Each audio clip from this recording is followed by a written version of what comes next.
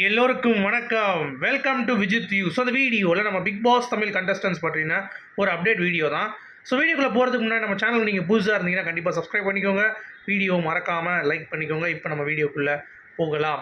So இன்றைக்கி நம்ம பார்க்கக்கூடிய டாபிக் வந்து பார்த்தீங்கன்னா, அர்ச்சனாவுடைய ஃபேன்ஸ் மீட்டில் ஒரு முக்கியமான ஒரு தகவல் வந்து ஷேர் பண்ணியிருந்தாங்க. ஸோ அதை பற்றி நம்ம வந்து பார்க்க போகிறோம். அடுத்து பிக் பாஸ் கொண்டாட்டத்தில் பிரதீபா அப்படின்னு சொல்லி நீங்கள் கேட்குறது எனக்கு புரியுது. அது எப்படிப்பா அவர் தான் வரவே இல்லையே அப்படின்னு சொல்லி அதுவும் உங்களுக்கு புரியும். பட் ஒரு பிரேக்கிங்கான அப்டேட் வந்து கிடச்சிருக்கு. பிக் பாஸ் கொண்டாட்டத்தில் பிரதீப் ஒரு வாய்ப்பு இருக்குது அப்படிங்கிறது. அது மட்டும் இல்லாமல் இன்றைக்கி பர்த்டே பிரதீப்புக்கு. ஸோ பிரதீப் வந்து ஒரு போஸ்ட் போட்டிருக்காரு, அதை பற்றி பேச போகிறோம். அதுக்கடுத்து பிபி கொண்டாட்டத்தில் மணி ரவீனா ஒரு டான்ஸ் வந்து கண்டிப்பாக இருக்கும் அப்படிங்கிற மாதிரி நம்ம எக்ஸ்பெக்ட் பண்ணிகிட்டு இருந்தோம். ஆனால் நடந்தது வந்து பார்த்திங்கன்னா, நிக்சனும் நம்ம ரவீனாவும் வந்து ஆடிட்டாங்க. ஏன் அப்படின்னு சொல்லிட்டு மணியோட இன்பாக்ஸை போட்டு டார்ச்சர் பண்ணியிருக்காங்க. ஸோ அதற்கு அவர் வந்து ஒரு பதில் சொல்லியிருக்காரு. அது என்ன அப்படிங்கிறத பற்றி பார்க்க போகிறோம். அடுத்து குக் வித் கோமாளி, அதில் ரொம்ப முக்கியமான ஒரு அப்டேட்டு. அடுத்து விஜய் டிவிக்கு ஆப் அடிச்சிட்டாங்க சன் டிவி. என்ன ஆப் அடித்தாங்க என்ன அப்படிங்கிறத பற்றி நம்ம வந்து கண்டிப்பாக டிஸ்கஸ் பண்ண போகிறோம். ஸோ டோட்டலாக இவ்வளோ டாபிக் வந்து பார்க்க போகிறோம். ஓகேங்களா? ஸோ வீடியோக்குள்ளே போகலாம். இப்போது முதல் டாபிக், அர்ச்சனாவுடைய ஃபேன்ஸ் மீட்டில் அவங்க அம்மா வந்து பிரதீப்புக்காக கண் கலங்கினதாக இருக்கட்டும். அது மட்டும் இல்லாமல் பிரதீப்புக்காக அர்ச்சனா அவங்களுடைய பேர் யூஸ் பண்ணவுடனே அந்த அரங்கமே அதிர்ந்ததாக இருக்கட்டும். இதெல்லாம் ஒரு பக்கம் இருந்தாலும், இன்னொரு பக்கம் வந்து அர்ச்சனாவுடைய ஃபேன்ஸ் மீட்டில் நடந்த விஷயம் என்ன அப்படின்னா, அவங்களுக்கு எப்படி அந்த தைரியம் வந்துச்சு அப்படின்னு சொல்லி கேட்கும் பொழுது, ஓட்டப்பல் அப்படின்னு சொல்லிட்டு என்னை வந்து கிண்டல் பண்ணுவாங்க.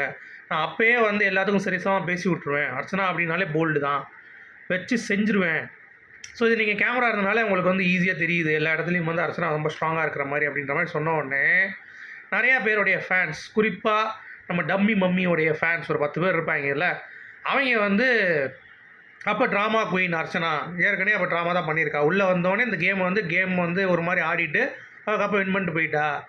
அப்போ எல்லாமே நாடகம் தான், எல்லாமே நடிப்பு தான். அப்போ அவள் வந்து ஏற்கனவே போல்டான பொண்ணு தான். அப்போ வந்து எனக்கு என்னமோ பயமாக இருக்குது, நான் வெளியே வந்து இந்த மாதிரிலாம் பண்ணதில்லை அப்படின்னு சொன்னது எல்லாமே உருட்டு அப்படின்ற மாதிரி கிட்டத்தட்ட ரொம்ப நேரம் பேசி வந்து பேசிகிட்டே இருக்காங்க. எனக்கு தெரிஞ்ச அர்ச்சனா வந்து கப்பு வாங்கிட்டு வீட்டு பக்கம் போய் எங்கெங்கேயோ போயிட்டாங்க. இன்னும் வந்து பவர் ஸ்டார் ஃபோனில் பேசிகிட்டு இருக்க மாதிரி, டேய் நான் வீட்டுக்கே வந்துட்டேன்டா சொல்லி சந்தோஷம் சொல்லுவார்ல, அந்த மாதிரி இவங்க எப்போயோ கப்பை ஜெயிச்சுட்டு போயிட்டாங்க. இன்னும் வந்துட்டு பார்த்தீங்கன்னா இவங்க வந்து இப்படி வெற்றி தேவையா, ட்ராமா பண்ணி ஜெயிச்சிட்டாங்க. அப்புறம் வந்து பிரதீப்புலாம் ஒரு ஆளே கிடையாது அப்படின்ற மாதிரி இந்த புள்ளி கேங்கு, அப்புறம் இந்த டம்மி மம்மியோடைய ஃபேன்ஸு ஒரு 4 பேர் சேர்ந்து வந்து பேசிக்கொண்டு ஒரு வேலை வெட்டி இல்லாமல் வந்து பண்ணிகிட்டு இருக்காங்க அப்படிங்கிறது பார்க்க முடியுது. So show once over is over அப்படிங்கிறது எல்லாத்துக்கும் வந்து அது வந்து முடிஞ்சு போச்சு. திருப்பி அந்த நெகட்டிவிட்டியை வந்து பார்த்திங்கன்னா பாசிட்டிவாக மாற்ற முடியல அப்படின்றதுனால நாங்கள் பண்ணது தான் கரெக்ட் அப்படின்ற மாதிரி எடுத்து இன்னும் ஊர்ஜிதமாக தவறுகளை பண்ணி கொண்டிருக்கிறாங்க. பிச்சு மம்மி, உங்களுக்கு ஒரே ஒரு ரெக்வஸ்ட் என்ன அப்படின்னு சொல்லி பார்த்தீங்கன்னா, உங்களுடைய ஃபேன்ஸ் கிட்டேருந்து நீங்கள் விலகி இருக்கிறது அதுதான் உங்களுக்கு நல்லது. ஏன்னா அர்ச்சனாவுடைய பேரை வந்து பார்த்திங்கன்னா டேமேஜ் பண்ணுறேன் அப்படின்ற ஒரு சாக்கில் உங்களை போட்டு நார் அடிச்சிட்டு இருக்காங்க அப்படிங்கிறது தான் வந்து மறுக்க முடியாத உண்மை. இது எத்தனை பேர் அக்செப்ட் பண்ணுறீங்க அப்படிங்கிறத இந்த வீடியோவை லைக் பண்ணி காமிங்க. நான் பார்த்த வரைக்கும் எனக்கு அப்படி தான் எனக்கு வந்து தோணுது. ஸோ பார்க்க பாவமாக இருக்குது விச்சு மம்மி பார்க்கும்போது. ஏன்னா அவங்க வந்து ரொம்ப ஸ்ட்ராங்கான ஒரு பிளேயர் தான். வெளியே வந்து மேனிப்புலேஷன் ஆகி நிறைய விஷயங்கள் வந்து பண்ணிட்டாங்க அப்படிங்கிறது நம்ம வந்து ஏற்கனவே சொல்லியிருந்தோம். பட் இப்போ வரைக்குமே விச்சு மம்மியோடைய ஃபேன்ஸ்னால தான் பிச்சு மம்மி இந்த அளவுக்கு வந்து அடி வாங்கிட்டு இருக்காங்க அப்படிங்கிறது பார்க்க முடியுது. ஸோ நெகட்டிவிட்டி கொஞ்சம் கொஞ்சமாக வந்து லைட்டாக சரௌண்ட் ஆகுது அப்படிங்கிறதும் நம்மளால் வந்து இப்போ லேட்டஸ்ட்டாக வந்து பார்க்க முடியுது. என்னப்பா டம்மியாக இருக்கீங்க அப்படின்ற மாதிரிலாம். ஸோ அதனால தான் சொல்கிறேன், அர்ச்சனா எப்படியோ வந்து ஜெயிச்சுட்டு போயிட்டாங்க. அவங்க ட்ராமா பண்ணி ஜெயித்தாங்களோ இல்லை உண்மையிலே எஃபர்ட் போட்டு ஜெயித்தாங்களோ, அவங்க வந்து தெளிவாக சொல்லிட்டாங்கல்ல, எனக்கு வந்து இதுதான் ஃபார்மெட்டு, நான் உள்ளே வந்தேன் அடிச்சு விளாண்டேன், நான் எப்பயுமே இப்படி தான், என் முன்னாடி எது நடந்தாலும் இது நான் கேட்பேன், அவ்வளோதான். சரியா? எனக்கு வந்து எமோஷன் இருக்குது, எல்லாமே இருக்குது. அப்புறம் எதுக்கு அங்கே வந்து நீங்கள் வந்து வேறு மாதிரி பேசுனீங்க இப்படின்ற பேசுகிறதெல்லாம் அது முடிஞ்சு போய் ரொம்ப வருஷமே ஆயிடுச்சு.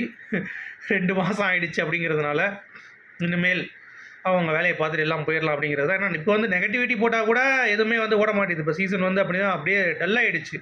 எல்லோரும் அவங்க வேலையை போயிட்டுருக்கனால அடுத்து சீசன் 8 பற்றி அப்டேட் வந்து கேட்குற அளவுக்கு வந்து ஆரம்பிச்சிட்டாங்க. அந்தளவுக்கு வந்து பார்த்திங்கன்னா அட்வான்ஸ்டாக போயிட்டுருக்கு அப்படிங்கிறது தான். ஸோ கடந்து போவோம் அப்படிங்கிறத சொல்லிவிட்டு அடுத்த நியூஸ் போகிறான்.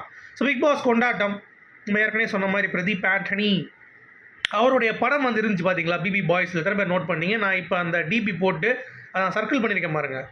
ஸோ பிரதீப்போடைய ஃபோட்டோ போட்டிருக்கானுங்கடா. அது எதுக்கு அப்படின்னா நம்ம போட்ட போடு தான். அன்றைக்கி ஒரு நாள் வந்து நம்ம எபிசோடில் இப்போ பிரதீப்போடைய ஃபோட்டோ போடாததுக்கு நம்ம வந்து வேறு லெவலில் வந்து எல்லோரும் செஞ்சாங்க. ஸோ அதனால் வந்து பயந்துட்டு போட்டாங்க அப்படிங்கிறது தான்.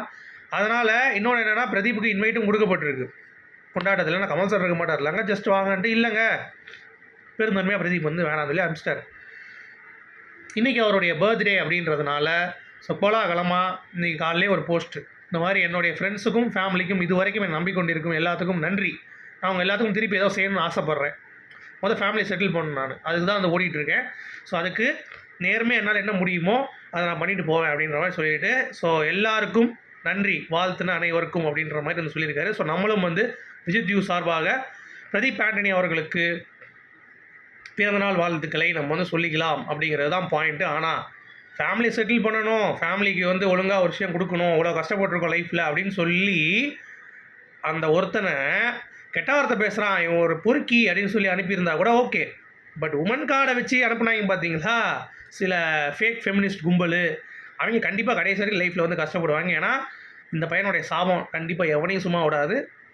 கண்டிப்பாக அதுதான் வந்து பாயிண்ட்டு. இன்னும் மன்னிப்பும் கேட்கல அப்படிங்கிறது எக்ஸ்ட்ரா, நான் சொல்லலைங்க, எல்லோரும் சொல்கிறாங்க அப்படிங்கிறது தான். அடுத்து பிபி கொண்டாட்டத்தில் மணியும் ரவீனாவும் ஒரு டூயட் பாடுவாங்க, ஒரு ஆடுவாங்க அப்படின்ற மாதிரி எல்லாம் நினச்சிட்டு இருந்தாங்க. ஆனால் நடந்தது என்ன அப்படின்னா, நடராஜனின் நாட்டியம் ஆட அப்படின்னு சொல்லிட்டு துப்பாக்கியை தூக்கிட்டு ரிக்ஸனும் ரவீனா ஆடிட்டாங்க.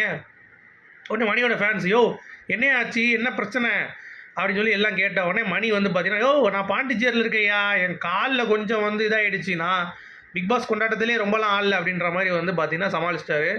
இருந்தாலும் கூல் சுரேஷ் கூடலாம் வந்து பிக் பாஸ் கொண்டாட்டத்தில் ஆடின மாதிரி இருந்துச்சு. அது என்னன்னு கேட்குறப்ப, ஐயோ அது இது எதியா, அது அதுக்கு முன்னாடி நடந்தது சரியா, பிக் பாஸ் கொண்டாடி இப்போ தானே ஷூட் பண்ணாங்க, அப்போ வந்து எனக்கு காலில் கொஞ்சம் வந்து அடிபட்டுருச்சு அப்படின்ற மாதிரி சொல்லி தப்பிச்சிட்டாரு. ஸோ என்னதான் இருந்தாலும் மணி எஸ்கேப் ஆகுறது அப்படிங்கிறது பார்க்கும்போது நமக்கு வருத்தமாக தான் இருக்குது. But it's okay.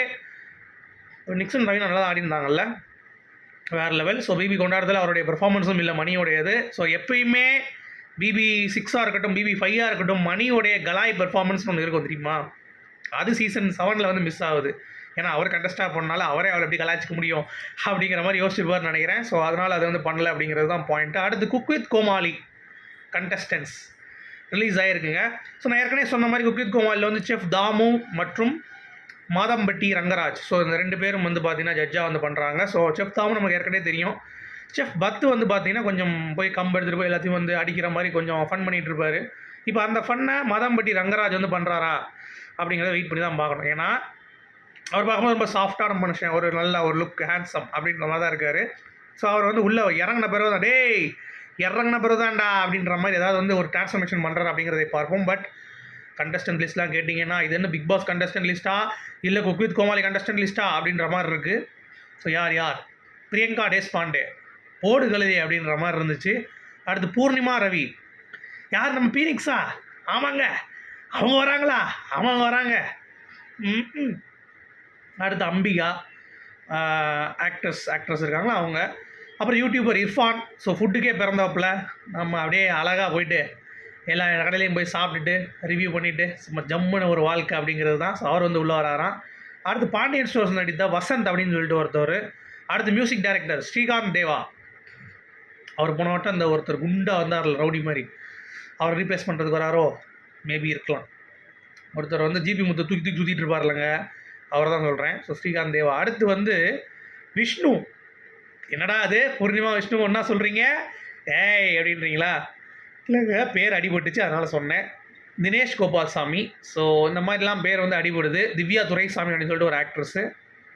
அப்புறம் என்னப்பா இங்கே என்ன சொல்லுது அப்படின்னு சொல்லிட்டு ஒருத்தர் இருப்பார்ல, கரெக்டாக வாய்ஸ் வரல, தப்பாக நினச்சிக்காதீங்க, என் வாய்ஸே வந்து ஒரு மாதிரி இருக்குது சளி பிடிச்சனால. ஸோ விடிவி கணேஷ் அவர்கள் வருவதற்கான வாய்ப்பு இருக்குது அப்படின்றாங்க. கோமாளி பொறுத்த வரைக்கும் காத்து கருப்பு கலை. அடுத்து வந்து நம்ம கூல் சுரேஷ், அடுத்து நம்ம ஜிபி முத்து, இந்த மாதிரி ஆட்கள் வந்து வர்றதுக்கான வாய்ப்பு இருக்குது அப்படின்னு மாதிரி சொல்கிறாங்க. ஸோ வெயிட் பண்ணி பார்ப்போம். ஸோ லான்ச் வந்து கூடிய விரைவில் எக்ஸ்பெக்ட் பண்ணுறாங்க. இன்னும் டேட் வந்து கன்ஃபார்ம் ஆகலை. ஸோ வெயிட் பண்ணி பார்ப்போம். ஆனால் இங்கே மேட்ரு பார்த்தீங்களா, விஜய் டிவிக்கு சன் டிவி ஆப்படிச்சிட்டான். என்னையா சொல்கிறேன் அப்படின்றீங்களா, ஆமாங்க, செஃப் தாமுவை தூக்கிட்டு அவனுக்கு வந்து இன்னொரு ஷோ சன் டிவியில் பண்ண போகிறானுங்களாம். செஃப் தாமும் அங்கே வந்து ரொம்ப பவர்ஃபுல்லான ஒரு ஆள். ஸோ அவர் செட்டில் இருக்க குக் வித் கோமாளி கொஞ்சம் கேர் இருக்காங்க. இப்போ புகழ்லாம் வந்து அவருக்கு நல்ல பெட்டு. ஸோ அங்கே கூப்பிட்டு சன் டிவி போயிட்டாருன்னா என்ன பண்ணுறது, புகழ் வந்து ஆஸ்தான விஜய் டிவியாக இருந்தாலும் சரி தாமு சொல்கிறாரே அப்படின்னு சொல்லிட்டு அங்கே போனாருன்னா ஸோ இங்கே இருக்க டீமும் கிரியேட்டிவ் டீமும் அங்கே போயிடுச்சுன்னு வைங்களேன், விஜய் டிவியில் பண்ணுறது வந்து பார்த்திங்கன்னா எடுபடல, சன் டிவியில் பண்ணுறது ஓஹோன்னு வந்துச்சுன்னா என்ன பண்ணுவாங்க அப்படின்ற மாதிரி ஒரு கேள்வி இருக்குது. ஆஹா, விஜய் டிவிக்கு ஆப்படிச்சிட்டிங்களே சன் டிவி, விஜய் டிவிட்டே தொழிலை கற்றுக்கிட்டு அங்கேருந்தே குக் வித் கோமாளி இந்த ஜட்ஜை எடுத்துக்கிட்டு நீங்கள் போய் வெளியே ஒரு ஷோ பண்ணுறீங்களே, என்ன இதெல்லாம் நியாயமாக இருக்கா அப்படின்ற மாதிரி நிறைய பேர் வந்து கேட்க ஆரம்பிச்சிட்டாங்க. பட் இன்னும் அது ஒரு சர்ப்ரைஸ் தான் இருக்குது. ஆனால் செஃப் பத் வந்து சொல்லிட்டாரு. பத்து என்ன சொல்லியிருக்காரு அப்படின்னா, இந்த மாதிரி நானும் இன்னொரு ஷோ வந்து போகிறேன் இன்னொரு டிவியில் அப்படின்ற மாதிரி. ஸோ மேபி அது சன் டிவியாக இருக்குமோ, வெயிட் பண்ணி பார்ப்போம் அவங்க அப்டேட் பண்ணி. ஸோ உங்களுடைய கருத்துக்கள் சொல்லுங்கள். மீண்டும் நாளை இன்னொரு வீடியோவில் சந்திப்போம். அது வரைக்கும் குட் பை. Thank you guys.